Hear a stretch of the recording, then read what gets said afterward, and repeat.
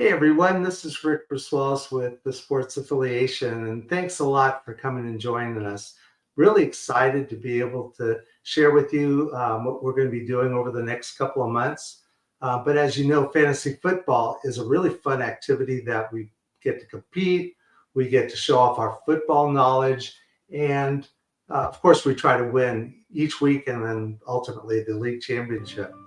But there are a number of leagues out there and events that not only provide this opportunity, but also more important, provide awareness and financial support for important charities. And there's so much good that people are in fantasy football have and continue to do. And that's the purpose of this particular podcast, is to highlight all the good that people are doing and hopefully encourage more to contribute. So each week we will showcase a charity league or event and find out about the people behind it and hopefully encourage others to get more involved. So the first show spotlights such a person in charity. And my guest is Eric Fernandez, who will share his own story and what led him to the Lionheart Legacy League. So why don't we go ahead and bring Eric in. Hey, how's it going, Rick? Hey, doing great. And really, I do appreciate you coming onto the show and sharing more about yourself and how you came to Lion Legacy League. In full disclosure, I played in the league for a number of years. I haven't won yet, but hey, it's really the important thing is to have fun and also support a great cause. So what I'd like to do is spend a little time to learn a little bit more about Eric and what led him to Lionheart Legacy League. So Eric, why don't you tell us a little bit about yourself?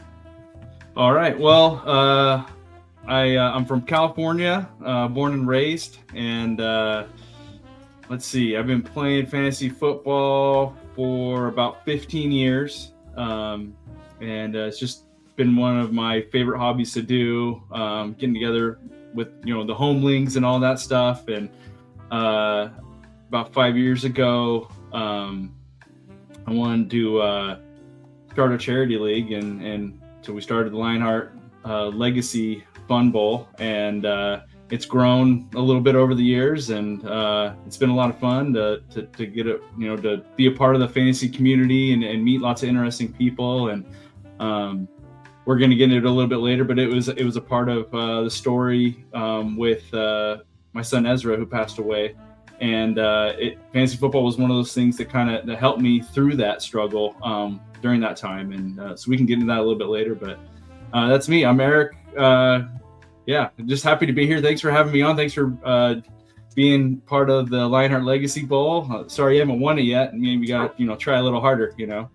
Yeah, and maybe since I know the organizer, maybe I can get some help. At least advice, good advice. I haven't won it since the first year, so I don't know if I can help you out. Okay, well, I know that and again we'll get more into your family and really what led you to the charity, but I also know that fantasy football just by itself really takes a lot of time and there's so many things going on with your family. Why don't you tell me a little bit more about your family and how of course how they support you in your efforts to Sure. Okay, so sure. Yeah, so I have 3 kids. The oldest is 6, and then the middle is 4, and the youngest is 3. And so we got a young family. They keep us busy, just that alone. And then my wife and I decided, that wasn't enough chaos. So let's go get a puppy. So we have Rusty. He's a year-old mutt that we adopted about 8 months ago.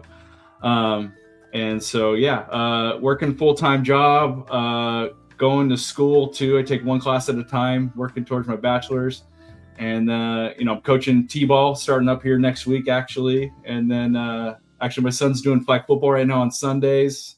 So life just keeps going by. It just gets busy and you just keep plugging away and doing it all. So, I kind of always been that way. I've always been involved with lots of things going on. Like in high school, I played football. I did choir. I ended up doing a couple plays, and I raced BMX. And that's just been me. I got ADHD. I just want to go and do it all.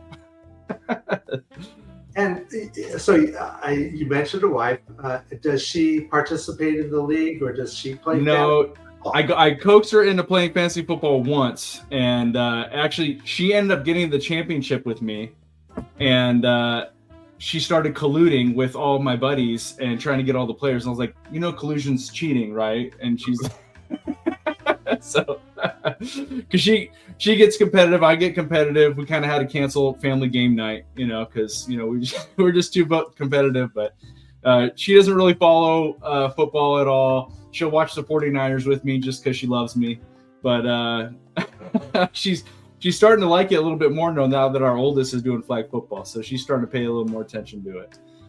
But yeah, no one else in my family does fantasy football. I didn't grow up in a sports household or anything like that. So, well, and how did you get into fantasy football? How long have you been playing, and how many leagues do you participate in, along with your own league?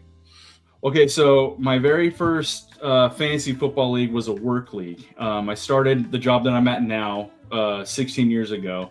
And there was an ongoing work league there, and it was on MFL. It was IDP. It was like counting completions and return yards and everything. And so my first intro to fantasy football was like, oh, this is like, you have to know everything. And I was coming off a part of my life where I was just a poor, college student and working. And so I didn't have cable for like 5 years before that. So I never watched football. So I went in and didn't really know any of the players and just kind of figured it out. But I fell in love with it because my team was so bad and I hate losing. So I just was like, I'm going to get better at this next year.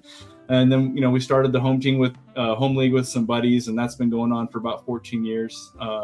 We do a live draft every year. And then I found out about the charity leagues like Scott Fish Bowl, and just my love for fantasy football just keep growing from there. Yeah.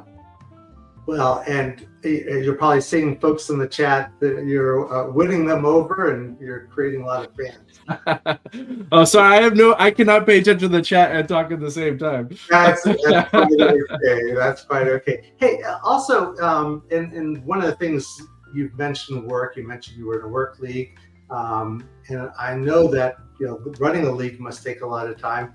Being a parent and being a dad is also a second full-time job. But why don't you tell us a little bit about the work you do, where you work? Yeah. So I work on a government contract for NASA out at Vandenberg Space Force Base. So there's a common telemetry building, just really a big old hangar from the Army base that Vandenberg used to be.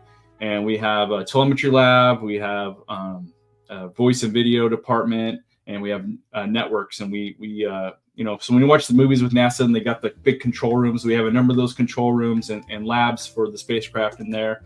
So our contract kind of helps, like JPL built a satellite and it's this size and it needs to go into this orbit. So we will basically hold their hand like, okay, your spacecraft left here, we'll help you process it, test it, make sure it's good, pick out the right vehicle for it, put that all to bid, and then basically make sure that it's healthy and that the launch companies doing their part, kind of government oversight part of it, and then until they get to orbit, and kind of help them get there. And then I work in the telemetry lab, so I work with rocket data. So the rocket's got temperatures and pressures and kinds of sensors all over it, and that all comes off on a data stream. And so my job is to go and look at that data stream, make sure it's healthy, and then give it to the really smart people that need to make decisions. And so that's what we do. And then we also have like 250 computers that we maintain and a whole server room, and it's a lot of fun. We're kind of like a small shop out of KSC. So we're under the same, out of Florida. So we're under the same umbrella, but we're here at Vandenberg. So we're kind of a remote crew. So we're kind of skeleton. We get small, multiple jack of all trades and master of none kind of a thing. But then when a big NASA satellite comes out, everyone comes over from Florida, and it's a big show and all, and we get the mission done, and it's a lot of fun. Well, I tell you, I live in just north of Houston. But of course, we've got NASA, here. Yeah. And, you know, Houston, we have a problem. Yeah. Yeah, Houston, we have a problem. Although that gets overused in sports teams.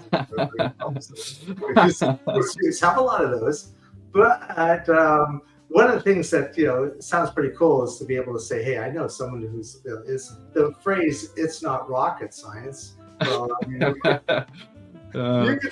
we really is rocket science. I work with those people that it is rocket science. Yeah, we had an anomaly when I first started, and so one of the engineers came and was like, "Hey, can you give me the last coordinates and then the velocity of this, and he's like, "Okay, yeah, it fell in like this 500 feet in the Pacific Ocean." I'm just like, holy moly, how did you figure that out just from those three things? But yeah, I work with some smart people. And I know we'll get more to Ezra's story in a little bit, but I do remember watching the video and seeing that you and Ezra went to the beach to watch a launch, and that was not only your own personal knowledge and awareness of what was going on around you, but what a wonderful story. And we'll come back to that and spend more time with that. But that was just serendipitous where I got to do that with them, because they didn't used to go up every 4 days like they do now. They used to actually be kind of cool when there was launches. And now with the Starlinks, man, it's 2 a week. It gets nuts over here. Well, like I said, we will get back to that. But talking a little bit more about you and your fantasy football career. So how many leagues do you play? Are there any you'd like to call out? Too many. I am in 11 leagues that I have to manage, and I used to keep that around 7. But it's just hard to say no to some of these, because you get invited by some cool people, or it's a cool, there was a vampire league that popped up, and I always wanted to try a vampire league, so you join that, or a dynasty league startup, because you get bored in the off season and you're like, all right, I'll join another one. But yeah, so I'm up to 11 right now, and hopefully I don't join any more before next season. I also found the need to cut down on the number of leagues, partly because my family was going to disown me. Oh yeah. Up to 25 leaguds. Woo! And that's not counting best ball. Yeah, no, best ball doesn't count. But I'm 15 now. I have to get that down under 10, I think. But I will continue with the Lionheart Legacy League, in part because I'm determined. Well, it's best ball. It doesn't count. It's best ball. And it is best ball. So that's so true. Well, and again, we've talked a lot about yourself and the time, but where do you find time to do all of this? Oh, well, I mean, it's like anything in life. You make it work with the time that you got, and you're gonna, obviously, life is choices, and you're robbing from something. So honestly, I would not be able to run the Lionheart League now at the size of it without Alan Hepp's work. I'm sure you're all I know Alan. In fact, our teammates on the Scott Fish playoff best ball tournament. So he sets up all the eliminators, and he reached out to me a few years ago and was like, "Hey man, I love your league, can I help you out?" And I was like, "I don't even know how you can help me, because I don't know what I'm doing here." Just because it's been a learning curve the whole time, because I started out as a 12-man league, and then I didn't even know how to go beyond that to make other divisions. But you get into MFL, and you basically take a coding class and figure it out, and figured out how to get the maximum of leagues on one league, and then now that I maxed out on MFL, how do we get past that? And so he created a scoring page that takes and aggregates multiple leagues and MFL separate league pages, and aggregates it to the scoring. So that was huge for us to be able to grow more, because I had no idea how to even do that. So so cool that you're with Alan, or at least that you're working with Alan on. Yeah, big shout out to Alan. I love you, Alan. If you watch this, thank you. He is one of the best, I think. At least he's such a good guy. He is he's great. So selfless. Well, so his son Alex was in the finals. His son Alex was kicking booty, man. I can't remember what. I'm gonna go to the scoring page right now. I think he might have been Final Four this year. So maybe I should be talking to Alex. Talk to Alex. Let's see. Yeah.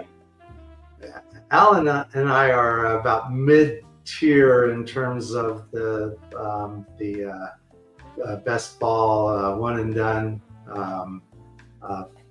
playoff league that Scott's running. So someone in our chat, Sniper Mel, is way up there. I think she's number 4 right now. She's really killing it. So yeah, awesome. I'll also go to her for advice since so let's talk. Let's talk about the Lionheart Legacy League. Okay. What led you to the league, and what inspired you? What's kind of like the story behind the league? All right, so buckle up, okay? So rewind back to 7 years ago. My wife and I were trying to grow our family, and we couldn't do that naturally. So we decided, hey, we always talked about later on in life, like opening our home to foster care. So, hey, maybe let's do that to grow our family. Let's do foster or adopt. So we did. We signed up through an agency called Angels Foster Care, and they are here in Santa Barbara County, and their goal is to work with families to adopt. So their primary goal is, like, if you bring a kid into their home, the best thing that science has shown us to do is to stay with that and give them some stability. So we loved that about them, so we chose them. And so we signed up, and we got one foster. Our first placement was a little girl. We had her for a full year, and then she ended up being reunited with her mother. And then shortly after that, we got like a little baby girl we had for like about a month, and then another little boy. And then they kept getting reunited with their parents, which, is what you're signing up to do, and you're giving a little piece of your heart to them. And then we get a phone call, because it just happens with the phone call. It's like, hey, there's a little, baby girl, a baby boy. So we get a phone call, and there's a little boy who's just born, and he's what's called a safe surrender. So if you're not familiar what a safe surrender is when the mom gives birth, she can actually write off her rights to that baby right then and there. And so they go to the county, and they now belong to the county. And so, like, hey, there was a little baby boy, he was just born, and would you want to come meet him? He was a safe surrender. So if you guys choose, like, if you want to, foster him, that he's yours, basically. There's no, parent reunifying and everything like that. So yeah, let's go meet this little dude. So we show up to the NICU and at the local hospital here at Marion, and he was born at 24 weeks, and he was 1 pound, I want to say 6 or 7 ounces. So he literally fit in my hand. And he was this tiniest little thing I'd ever seen. And basically, he had some complications with his gut. He was medevaced to Valley Children's Hospital up in Madera. And so me and my wife packed up, started heading up there. As soon as he landed in Madera, he had his gut burst. He had a twist in his intestine, and it flew, the pressure built up in it. So they had to do emergency surgery to Ezra right then and there. And so it was pretty gruesome. Gnarly.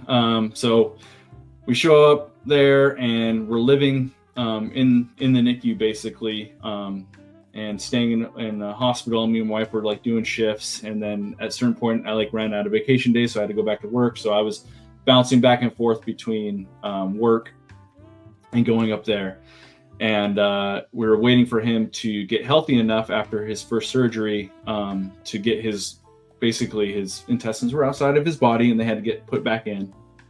So That second surgery happens, and this point I did a family leave, and so now me and my wife are living inside the hospital room, inside the NICU. And if you are a NICU nurse out there, you are awesome. We love you. You guys, what you do is amazing. Just the things that I saw and the things that they have to deal with every day is amazing. But we basically became like a fixture in that hospital. Me and my wife would just take turns, holding them. Sometimes family would come up and visit, and we get a little bit of a break and reprieve. But we were there. And then Ezra, he flatlined one day, and so we thought he had passed, and we lose it, and he ends up coming back, and we're like, whoa, he woke up and totally surprised us. And it's like, okay, wow, that was a big roller coaster ride emotionally. But at this time, I'm going to tie this into fantasy football here real quick. I just got into a listener league with he used to be it's at Kevin O'Brien. It used to be the fantasy football engineer. There's a different one now, but anyway, he used to have a podcast, and I got into his listener league, and they were all East Coast guys, and I was always up in the middle of the night. And one thing that was cool is I could have a conversation that wasn't related to anything that was going on in my life right now and kind of escape that. So I'd just be holding Ezra, and I could be talking about, the rookie class that's coming up, and, or talking smack to one another. And it was a really cool outlet for me. And so it was just, so anyway, so we're living in this NICU. I'm hanging out with Ezra. I had my iPad, and I had Sunday Ticket on there. So me and Ezra just watch Sunday Ticket and watch college football, Saturdays and Sundays. And if football wasn't on, I started reading all the Sherlock Holmes books. But anyway, so Ezra, he recovers from that second surgery. And we find out that he's having these micro seizures. And so they do a scan on his brain, and it comes back bad. Basically he's brain dead, and he flatlines again on us. And so again, we say goodbye to him, and you know what, he came back, and we're just like, what is going on? Like, you are the toughest little person, and at this point I think he weighed like 3.5 pounds. You're the toughest little person I've ever met. And by the way, we got to pick his name, Ezra Lionheart. My wife came up with the Lionheart thing, so she's like, he needs a badass middle name, so we're gonna go with Lionheart. I was like, it's gonna be Lionheart or like Dragon Tooth, or I don't know, something like that. So anyway, so we're like, okay, like, situation's not good. He's flatlined twice on us. The surgeons pull us into like a big meeting, like big round, and I'm sitting here with like 12 surgeons and hospital admins. They're like, all right, we want you to get him home. And we're like, awesome, we would love to go home because we're trapped in the NICU. I'm eating, there was a Starbucks in the hospital. I was eating like Starbucks like for breakfast and lunch like every day. I gained a lot of weight during this time, and just sitting around. But so we're sitting with these surgeons, and they're like, all right, like, what do you need from us? And we're like, what do we need to like get him out of here? So like, okay, you gotta like be able to set an NG tube, you gotta run the medical pumps, you gotta he had an ostomy at that time, you gotta be able to change the ostomy and service that. And so we're like, all right, cool. So we made like a list of all the training we needed, and then all the logistics as far as like medications and all the medicine that's needed. And my buddy was working at a hospital at the time, so he's like, hey, what medical pumps are you using? And he's like, I can check, my hospital okayed me checking those out to you guys, and then that way you don't have to rent them or anything like that. So everything just kind of like lined up. The lady who Michelle, who founded Angels Foster Care, she used to be a nurse, and the thing is we had to have 2 nurses sign off on doing all this. And so she's like, hey, I'll come, twice a week or whatever and check in on them. And then we got another nurse lined up that agreed to do it. And me and wife went through basically like the first semester of nursing school, setting an NG and ostomy and med pumps and all that stuff. And So the last thing we had to do was to get your kid to be able to leave the NICU is survive being in the child seat. So for X amount of hours or whatever it was. And so that was the last thing we did. And at the time at Madera, they had these parking spots for RVs. So if you were there a long time, you could park an RV. And my parents, they brought theirs up so we could go down there and get showers and take a nap outside of all the beeping and everything like that. So my dad drove the RV home, and Sarah and I got to be in the back and be with Ezra on the trip home, because it's about a 3-hour drive for us. And we brought him home. And then me and my wife would just split duties. I'd get home from work, and we'd do dinner, and then she would go to sleep, and then I would be on the clock holding Ezra and hanging out with him until midnight, and then I'd go wake her up, and then she would take over from midnight until I got home from work the next day. And we did that for about 2.5 months until he eventually passed. And so after he passed, we wanted to do something for his legacy, and because he impacted a lot of lives, and we wanted his life to have meaning. And so Angels inside of their charity made a Lionheart Legacy Fund, and what that fund was for is to help kids like him who haven't been adopted yet, or have some medical needs that need something that's not covered by Medicare, or it would just be a blessing to that family. So there's times where, because a lot of the red tape we were running into with Ezra is he had never been placed in our home, so we technically weren't his foster parents by the state. So luckily our social workers went and talked with the judges, and they made exceptions for us,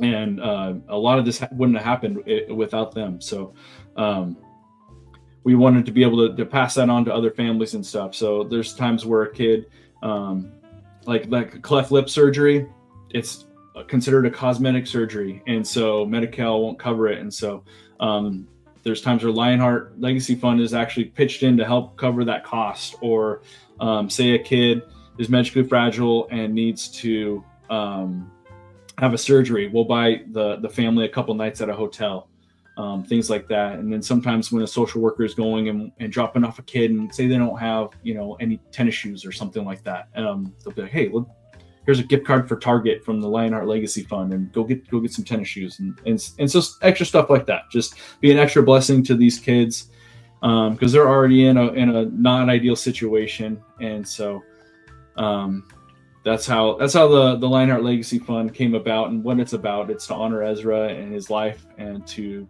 pass that blessing on to others. So I wanted to tie in fantasy football because it was a part of his, a part of my story with him. And I'd heard about the Scott Fish Bowl, and I was like, that's so cool. I'm going to do the same thing. So I just reached out to like 12 friends I had on Twitter and a couple buddies from home, and it's like, hey, let's raise some money. And I wanted to buy at least an owl sock for a baby. An owl sock is or owlet sock. It tests the blood oxygen in an infant. So like, say you bring your baby home, and you're used to being able to see what their blood oxygen is the whole time. Well, this you put on their foot, and if something goes wrong, it'll alarm and wake you up, and you can go check out the baby. So I was like, let's at least raise much. It was like $300. So our first year we raised $300, and then it basically just like kept doubling every year up until now. We have, let me see, it's 156 players this last year. So pretty cool how it's grown. And yeah. Thank you, Rick. Yeah. So that's how it started. The first year it was a managed league, and then like you and me, it's hard when you're already managing plus 10 leagues. So it's like, hey, you're gonna get more people if you go best ball. And I was like, all right, well, that's what it's all about, is raising money for these kiddos and having fun during the draft. So let's make it best ball.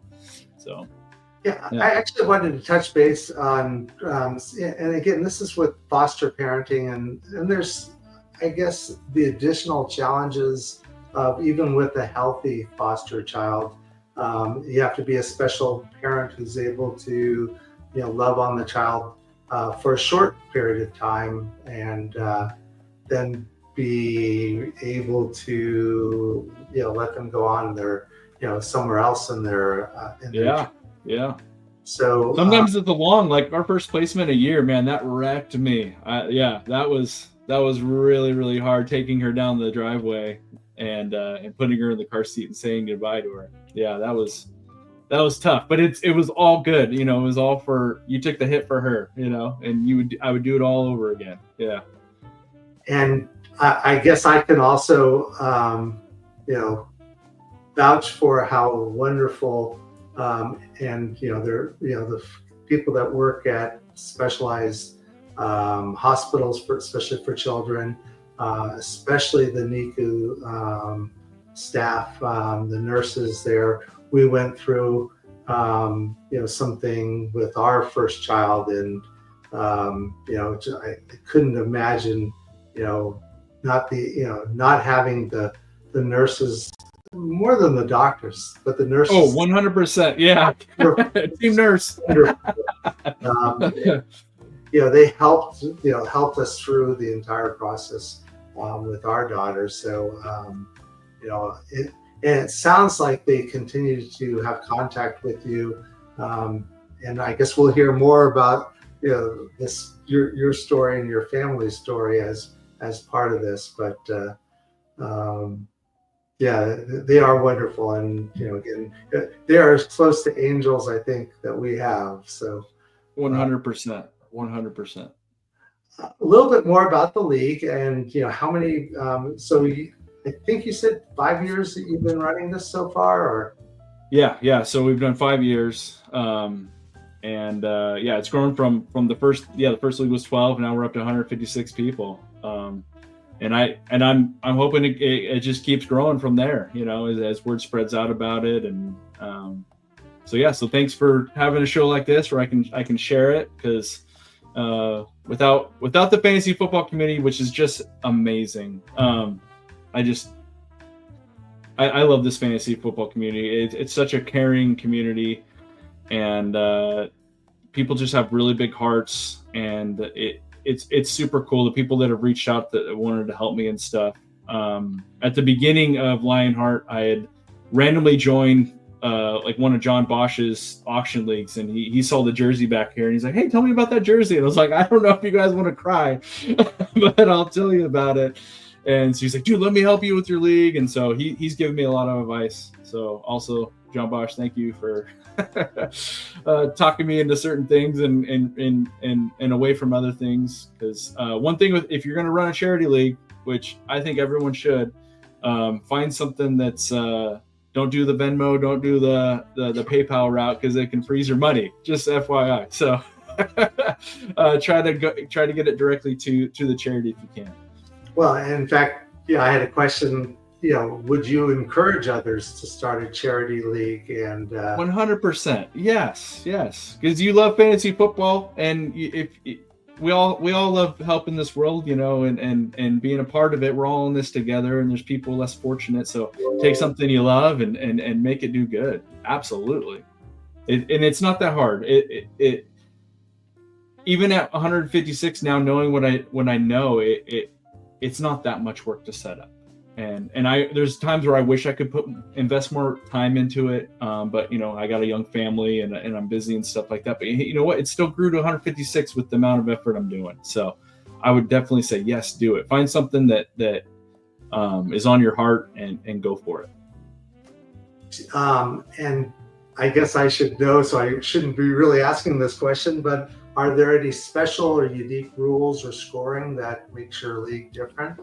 Yeah, so I put a lot of thought into the scoring and the setup. So first of all, I love Superflex, so it was going to be Superflex. You got 32 starting quarterbacks, and if there's only 12 people in your division, there's so many quarterbacks that aren't utilized. So I love that. And then the other thing I did is I did a lot of flex spots. So basically, as many rigid running back and wide receiver spots, you have flex spots. And then I also, at I like higher scores. So sometimes people do the QBs at like 4 points, but I think when you go to 6 points, it's a little too much. So I just kind of went right in the middle and I did 5 points per QB and for touchdowns, and then full point PPR, and then tight end premium. Because basically what I wanted is, if you ended up wanting to go 0 RB, you totally could. If you wanted to just do like a super tight end type of team, you totally could. If you kind of wanted to nerf your quarterback and just flex out a bunch of wide receivers, you totally could. I wanted you to be able to build your team however you wanted to do it. So I kind of kept it versatile like that. And I think it's worked out really good. I haven't gone back over the history and seen if there's certain builds that have won over others, but I know that, you know, sometimes I've done a lot worse than I thought I was going to do after the draft, or sometimes I did a lot better than I thought after the draft. So that's kind of my thinking, is like, I wanted people to build the type of team that they wanted, get as many, you know, skill position players out there on the rosters as possible, and keep it versatile like that. And as someone who has played and had just a great time each year I played in it, the other thing that I can let people know is that the people who participate in, especially in Eric's league, but just in charity leagues in general, are the best people. I mean, you know, it makes it more fun when you feel like you're part of a closer knit community. And Eric has done a great job of attracting and organizing people so that the leagues themselves are just a lot of fun.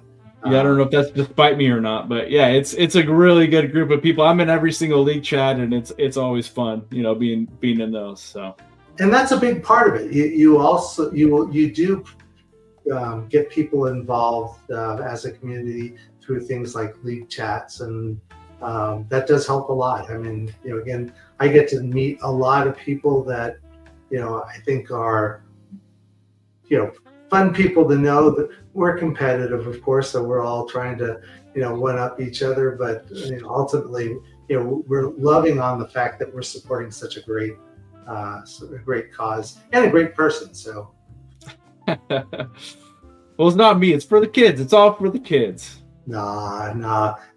Again, you've been such a great organizer, and well, I think someone asked the question. I popped it up. In fact, it's up there right now. Is, you know, perhaps you could tell us how to get in contact with you, and okay, yeah, I'll donation. If I join the chat, can I put the league in there? I think that's all. I also have it in the notes at the end of the. Yeah, so the website is thelionheartlegacyfund.com, and if you go to that site, there's links on the top. You actually can sign up for next year. There's a donate page. I just set up a new one today, so it'll start for Lionheart Legacy Bowl 6. So you can sign up for that today. You can donate today if you wanted to. I did a goal of raising $3,500 this year. So, it won't let me get into the chat for some reason. Yeah, so the lionheartlegacyfund.com, and from there, yeah, you can check out I got some details on kind of what the league's about, and some scoring and roster configurations there, and then some past winners. I actually need to update up with this year's winner, and then a donate button there too. Okay, well, that's I'll go ahead and do, I guess, what people do on YouTube podcasts. They start go to the comments. You go to the bottom. You know what? I made sure to include the URL for the website. For the charity. I figured it out in the chat. There we go. In there. Yeah. There we go. Hopefully that works. Okay. I'm not seeing anything yet. Are you in the... I went to the YouTube, and I did it directly on YouTube. Oh, perfect. Okay. And, well... we got a football game coming up on Sunday. And yeah, big one. You mentioned you're a 49er fan, and you got a yes, a jersey in the background. So your team, my team, we're not in the Super Bowl this year, but would you give a few thoughts on who you think's going to win? And oh man, I do not want the Chiefs to win. I don't care. Not that I like the Eagles at all. I just, after losing to the Chiefs in the Super Bowl repeatedly as a 49er fan, I can't stomach it again. So go Eagles, go. I was watching. There was a marathon that Jim Coventry was putting on for the last 2 days, and I think he was kind of keeping a rough track of the analysts who were his guests. And I think it was something like 60-40, maybe 65-35, favoring the Eagles. Really? So, I hope that's true. I hope Saquon Barkley goes 200 yards and they just, that would be great. Yeah, I would like to see someone new win, but I just, so I'm leery of Mahomes and. It's hard betting against Patrick Mahomes, and the refs.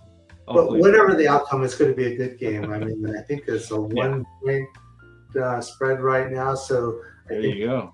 The bettors are, and we're getting some great comments in the chat now as we're now talking about the Super Bowl. So we've got Saquon, being pointed out. Yeah, he's going to he'll get 2 touchdowns, probably 140, 150 yards. So the Chiefs are favored by 1.25 right there, Mal. All right. 1.25. Yeah. That's close. That's close. So we'll see. I think that, where one team is strong, the other team, and the referees. And the refs. I was going to mention referees since Texan fan, I'm still feeling a little owie about that, but. Yeah. So I do want to thank you for showing and sharing about your own story as well as the Lionheart Legacy Bowl. I think we have a short video that we are hopefully got teed up, so we'll go ahead and pop that in and let people learn Ezra's story, and then we'll come back in and say our thanks and goodbyes. So, all right.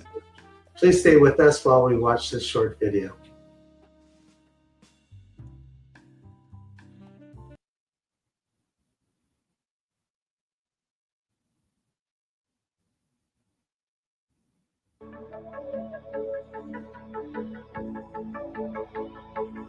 My name is Eric Fernandez, and this is my husband, Eric. Eric and I were told that our infertility issues were not easily solved ones, and without either a miracle or a whole bunch of science, starting a family the good old-fashioned way was just not in the cards for us. We love kids, so we started exploring all of our options to grow our family. We both came to the conclusion that becoming foster parents or resource parents was the right choice for us. We started looking into different avenues of becoming foster parents, and we kept hearing wonderful things about Angels Foster Care. We've been Angels Foster Parents for almost 6 years now. After our first 3 placements in June of 2017, we were placed with our sweet baby boy, Ezra Lionheart Fernandez. Ezra was born a micro-preemie at Marion Medical Center, weighing only 1 pound, 7 ounces, and born at 24 weeks gestation, 16 weeks before his due date. Being born so early, Ezra had a mighty uphill battle, but he fought every challenge like a true lion-hearted warrior. He was so small that he would just fit right inside my shirt. Eric and I were learning as much as we could about NICU life. After close to 3 months, Ezra was doing amazing and was about to get discharged from the Marion NICU when things took a turn for the worst. He developed some intestinal issues and had to be helicoptered to Valley Children's Hospital in Madera.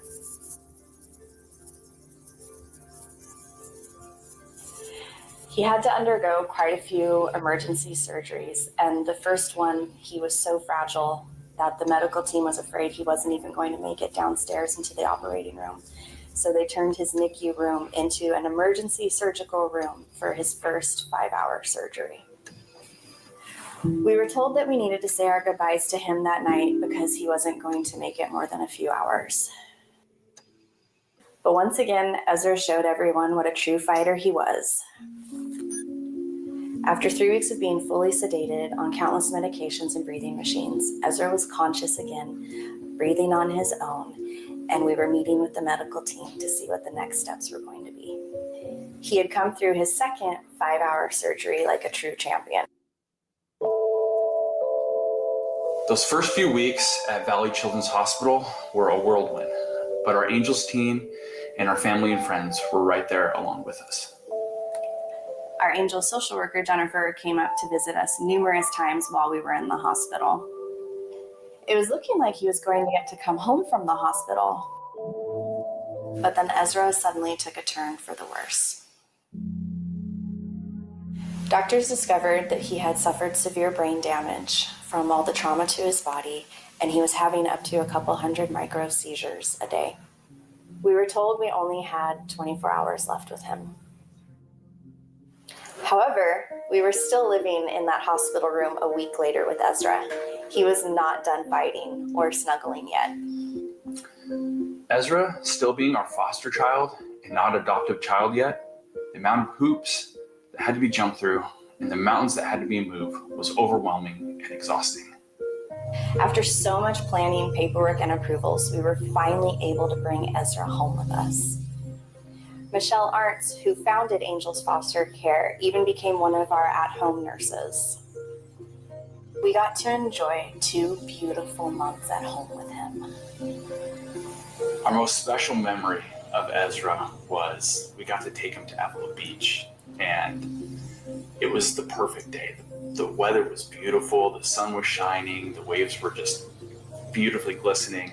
Ezra got to take a nap on the sand and just fully relax.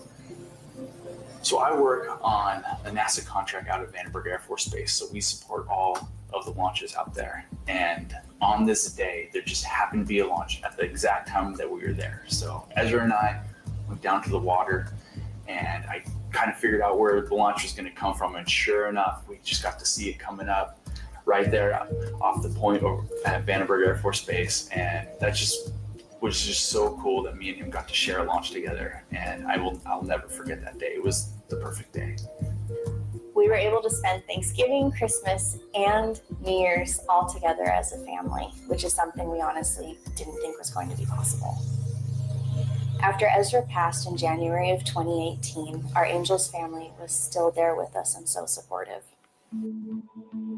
But our story doesn't end there. After taking some time off, we received a phone call from Jennifer saying that there was a healthy little baby boy born that was in need of a forever family. We said yes, and in February of 2019, we were able to finalize his adoption, and now Lucas Raymond Fernandez is a part of our family forever. And in spring of 2020, we got another surprise phone call, this time about a little baby girl, and we said yes once again, and hopefully by the end of this year, we'll be able to finalize her adoption too. We can honestly say that Angels Foster Care isn't just an agency, but they're a family, and their love and care for these children is so incredibly vital to Santa Barbara County.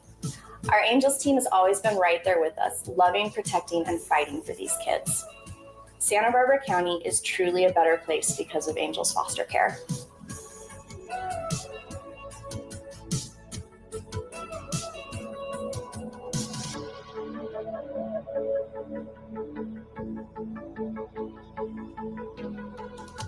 Wow, that is inspiring. And thank you so much for sharing your story and especially sharing Ezra's story. I think there's an update though that you might have mentioned.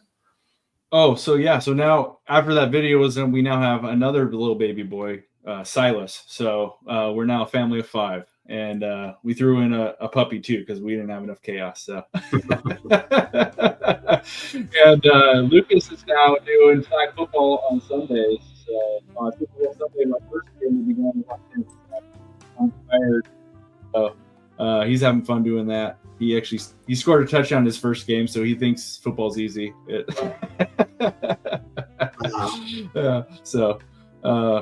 Yeah. That's thank you for sharing Ezra's story. Thanks for having me on and sharing about the Lionheart Legacy Bowl, man. This has been a lot of fun. Just appreciate it. And as I mentioned, this is the type of story we're hoping to be able to share more and share, more stories and share it across with more people. I'd like to thank you for coming and sharing your story and especially about the Lionheart Legacy Bowl. As I said, I've played it. It's a great league, a lot of fun, and I really encourage anyone watching or listening to reach out and join this league and help support Lionheart Legacy. I also want to encourage others who are running leagues or running special events that they'd like to feature on an upcoming show over the next couple of months. We'll be here on Tuesday nights and love to be able to help share your story as well. Speaking of which, next Tuesday night at 7 Eastern, my guests will be Michael and Wendy, who run Battle of the Sexes, which is a charity tournament that supports both breast cancer and prostate cancer. So hope you'll come back and learn about that, as well as to help support that as well. So in the meantime, thanks everyone for joining and taking part in this. And please remember to be good, do good, and to give back. Thanks, everybody. And thanks, Eric, too. Hey, thanks, Rick. And JC, thanks for having me on. Okay, you bet. Bye now.